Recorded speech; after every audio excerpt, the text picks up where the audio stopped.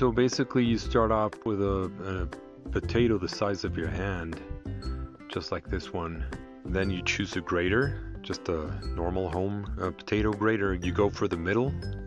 You don't want to go too thin or too thick. Just a normal hash brown shred. Pull it down, and you should be good to go. So basically this is the amount you need for a portion for 1 or 2 people. Well, for the eggs, I suggest you crack them, have them in a cup or bowl, and just leave them in standby for when you need them. Now I'm a bacon guy, so I really like the salty flavor that a bacon and the texture that the bacon gives to the sandwich. But you're going to be needing butter for the hash brown, and throughout the sandwich I suggest butter, better than margarine or anything else. Now for the cheese, you'll be needing cheddar and Swiss. They both melt wonderfully. Now when you choose ham, choose it thin and build up a nice pack like this. Now this is where you're going to be placing your hash browns on top of the butter. Now this is the very center of the potato. I always throw it in the pan. It ends up being a very nice French fry, very juicy. So this is when we spread the hash brown onto the pan. I like it thin and dark. And the butter gives it that dark brown finish I love. Now for our ham stack, I'll be using a little avocado oil. We'll be turning it around till it gets golden brown. Now this is when I like to fire it up, not before, because I like to have everything ready and in sight.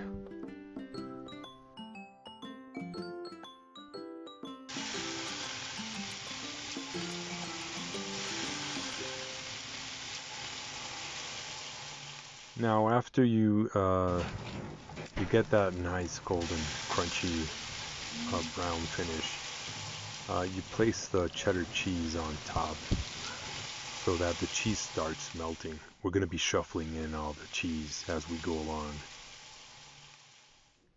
Now we'll have our bread ready to go with the butter on top, and we'll just keep it handy on the side for when we need it. And we'll just check on the bacon. We'll just press it down. And our hash browns are just about ready to flip over. Kind of difficult with the one camera on one hand and flipping it over on with the other. Just be careful. And the bacon's just about ready. We'll take it out of the pan and let it dry off. Get that crunchy texture. Okay, now we spread the eggs into the square pan very thin. And we'll place the Swiss cheese just where we want to put our bread. And then we'll proceed to flip it over so that we can square off the egg onto the shape of the bread.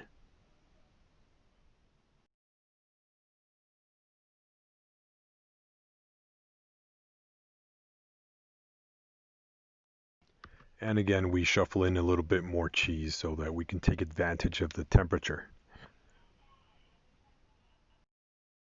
Now we set our other slice of bread butter side down so it starts to toast as well. And there goes the Swiss cheese. And time for the crunchy bacon lineup. And preparing almost to close the sandwich up. But not before placing our ham stack with the cheddar.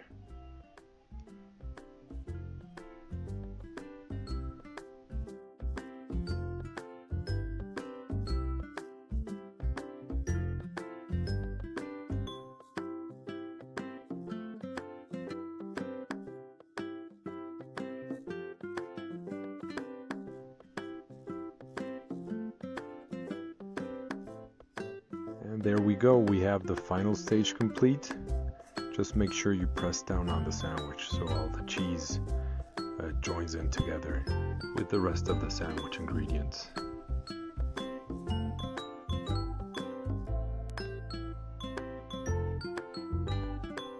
And here we have it.